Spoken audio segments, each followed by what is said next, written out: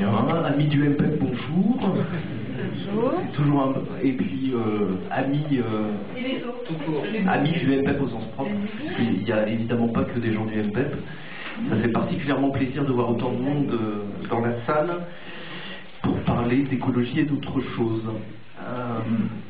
Marie nous disait qu'on allait être méchant, mais c'est pas vrai, on n'est pas méchant, on est même plutôt gentil, parce qu'on a utilisé un terme qui est globalement gentil. Quand on parle de bonnet, bon, ça pourrait être pire, on aurait pu aller plus loin et parler par exemple d'imposture. Absolument. Parce que ce qu'on est en train de vivre aujourd'hui et ce que certaines organisations politiques véhiculent par rapport à la question écologique, c'est une véritable imposture. Et bon, moi ça ne me dérange absolument pas de citer des noms, au contraire on est là pour ça. Une première imposture quand on a pu voir toute l'étendue il y a quelques jours, c'est celle de quelqu'un comme Yann Arthus Bertrand qui le 10 octobre dernier organisait une initiative formidable qui s'appelait 10 sur 10, à propos de laquelle on a fait un petit papier avec Paul Ariès et Corinne Morel-Darleux. Et cette initiative, bon, c'était pour expliquer bien que chacun devait faire un petit geste pour la planète, on devait tous faire un petit effort, fermer la lumière, fermer le robinet. Et le point d'orgue de cette initiative, eh bien, c'était un colloque organisé par Yann Arthus Bertrand au siège du MEDEF.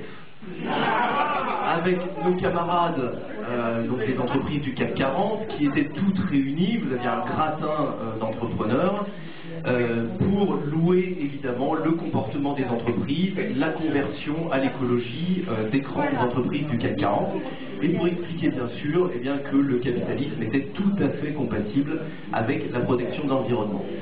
Et puis en matière d'imposture, on a un deuxième exemple que moi j'adore personnellement, qui est celui de Daniel Cohn-Bendit,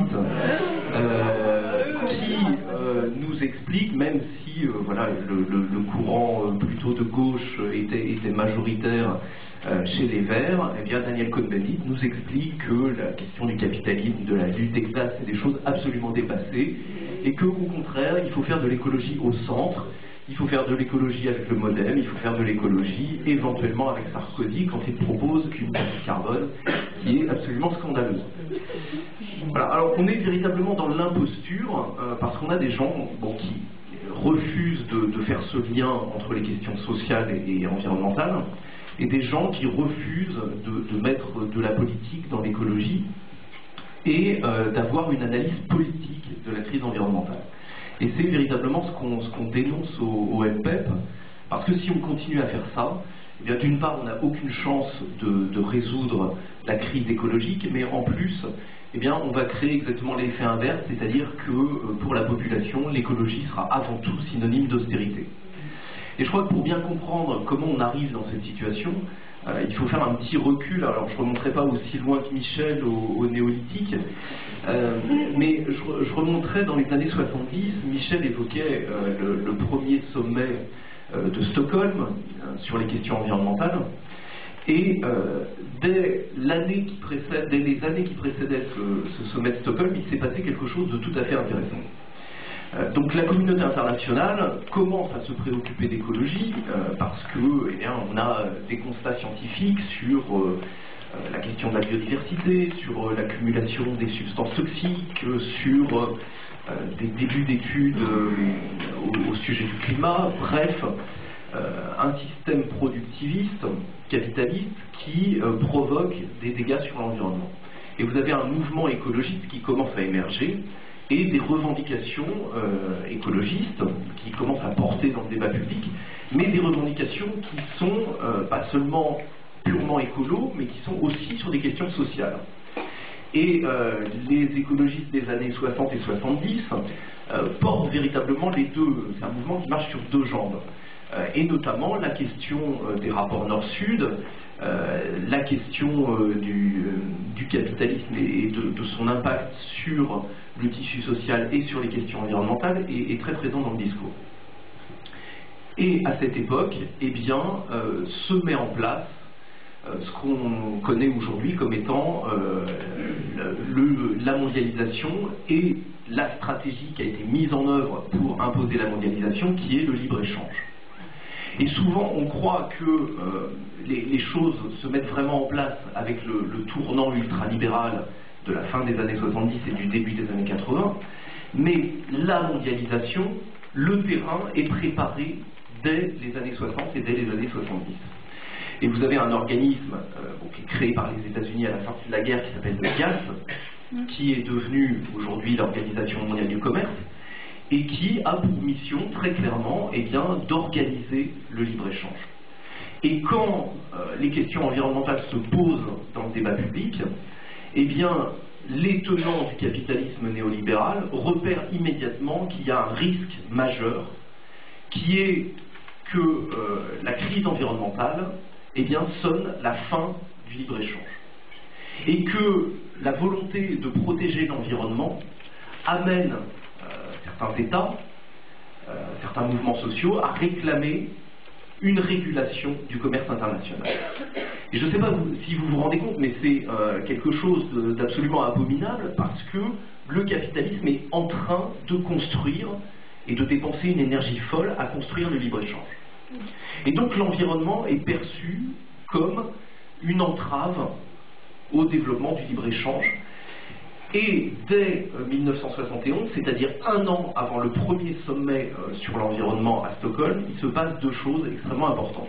Première chose, le GATT, donc l'ancêtre de l'Organisation mondiale du commerce, crée en 1971 un groupe de travail sur la thématique commerce et environnement. Déjà. Et l'objectif de ce groupe de travail, c'est d'éviter absolument que les politiques environnementales amènent des mesures protectionnistes. Et puis il se passe quelque chose d'encore plus intéressant, c'est que sur les questions environnementales, il y a une opposition entre les pays industrialisés, les pays riches, et les pays du Sud. Et qu'on est dans un contexte post-colonial où les pays du Sud se méfient énormément des pays du Nord, et notamment sur les questions commerciales. Et on sent bien que le sommet de Stockholm risque de se braquer sur cette opposition Nord-Sud, et les organisateurs du sommet de Stockholm proposent aux pays du Sud d'avoir des débats préparatoires au sommet et d'élaborer une position commune. Et donc on réunit un certain nombre d'experts des pays du Sud et on les fait travailler sur les questions environnementales. Et là, c'est très intéressant puisque l'essentiel du travail de ce groupe d'experts est préparé par le GATT et par les pays industrialisés. Et on va guider les pays du Sud, on va leur tenir la plume pour arriver à une position très intéressante qui est que, le problème en matière d'environnement, c'est d'abord, disent les pays du Sud, le problème de la lutte contre la pauvreté. C'est-à-dire qu'on ne résoudra pas le problème environnemental si on ne commence pas par lutter contre la pauvreté. Et là où on reconnaît le discours du GATT, c'est dans le point suivant, où pour lutter contre la pauvreté, qu'est-ce qu'il faut faire? Il faut développer le commerce international. Et donc, il faut favoriser le libre-échange. Et les pays du Sud rédigent un rapport qui s'appelle le rapport Funex, du nom d'une ville suisse à côté de Genève, où ils se sont réunis pour... non, Funex. Où ils se sont réunis... Je sais que tu connais la Suisse, Marie-Lou, mais... Donc bref, les pays du Sud produisent un rapport qui conclut ces travaux, où ils expliquent qu'il faut lutter contre la pauvreté avant tout, qu'il faut le faire en augmentant le commerce international, et qu'il faut absolument garantir le libre-échange en plaçant les négociations environnementales sous l'égide du GATT. Et donc cette manœuvre, qui est une manœuvre formidable, qui a extrêmement bien réussi et qui est un véritable tour de force, il faut bien voir ce que ça représente. Ça veut dire que dès 1971, on bétonne les négociations environnementales en disant que tout ce qui va se négocier devra être compatible avec le libre-échange et devra se plier aux règles du GATT et de la dérégulation. Et à partir de là, on rentre dans une grande phase d'imposture où on va discuter d'environnement sans jamais poser le problème de l'impact du libre-échange, de l'impact du commerce international, et où même les pays qui en sont les plus victimes eh bien, vont réclamer plus de libre-échange, plus de dérégulation. Et évidemment, ça va tuer toutes les discussions, parce que à partir de là, eh bien, la priorité, ça sera de développer la mondialisation telle qu'on la connaît aujourd'hui. Et dès le milieu des années 60 aux États-Unis et ensuite dans les années 70 en Europe, eh bien, qu'est-ce qu'on va voir? On va voir partir des industries les plus polluantes qui vont aller profiter des bas coûts de main-d'œuvre pratiqués dans les pays émergents et qui vont également aller profiter de conditions de réglementation environnementale quasiment inexistantes pour aller produire à bas prix. Et ce qui est absolument terrible, c'est que dans ce rapport Founex, les pays du Sud expliquent noir sur blanc que la crise environnementale est pour eux une opportunité qui va leur permettre d'attirer sur leur territoire des industries polluantes dont les pays du Nord ne veulent plus. C'est écrit noir sur blanc.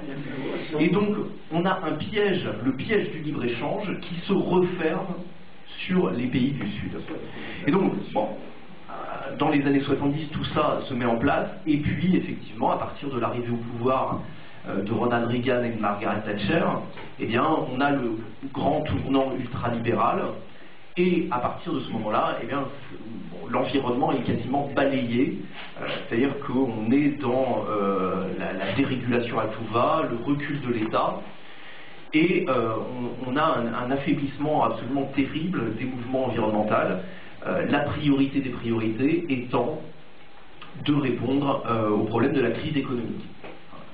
Et l'environnement va disparaître des discours politiques pendant un certain nombre d'années et va réapparaître à la fin des années 80 avec un concept qui est extrêmement intéressant, qui est celui de développement durable.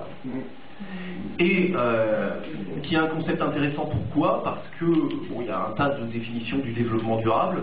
Moi, je vais vous en donner une. Le développement durable, c'est l'adaptation des politiques environnementales à la rigueur et au tournant de la mondialisation néolibérale.